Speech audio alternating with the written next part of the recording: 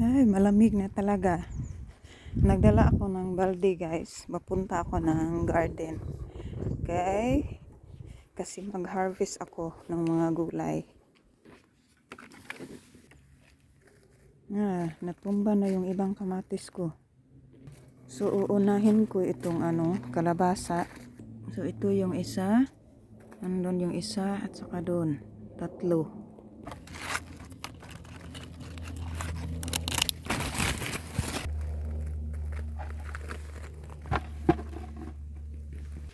So, pwede na siguro ito na.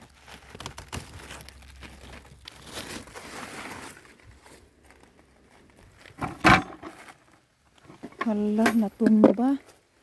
Bakit kaya natumba ito? Lakas siguro ng hangin.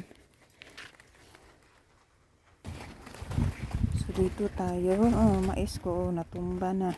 Maliliit pa yung niya, bunga. Sayang. Yung isang klase ko na kalabasa, yung butternut squash. Ayan.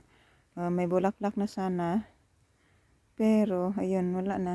Malamig na.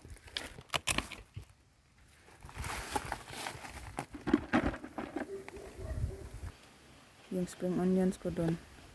Tanggalin ko yan sila. Ilagay ko sila sa paso. Dito banda may sili pa ako or sili yata ito. Malaki pa naman siya.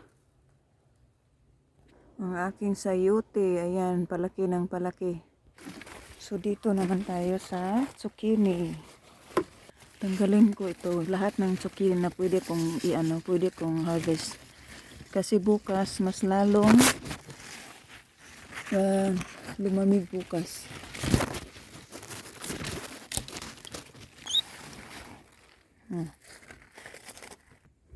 Ganyan siya kalaki magtatatlong dangkal siya. Mas malaki pa siya kaysa doon sa una. So ayun yung isa.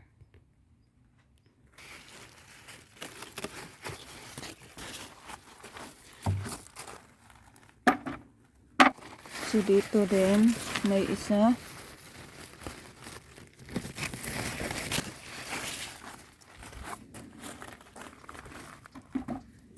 So yun maliit pa. So yun din maliit pa din. So ito yung na-harvest ko.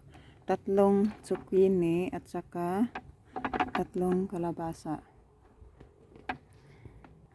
So isunod ko na rin itong kamatis. Tanggalin ko yung may pula na kulay at saka itong ibang green yung kagaya nito. Baka mahinog pa ito siya.